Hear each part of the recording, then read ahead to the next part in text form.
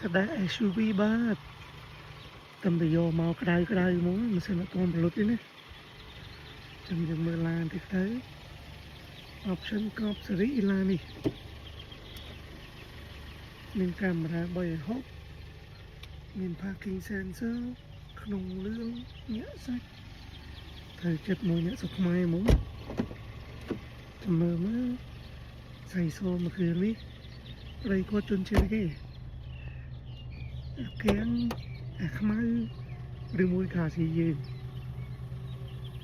កង់ស្គូមានស្រាប់ប៊ូតុងចុច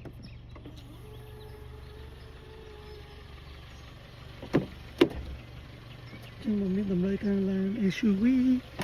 ជាពិសេសស្ដេចឲ្យតាក់ទងមកបានណា option ខ្ពស់មួយគ្រឿងនេះគប់2អរគុណ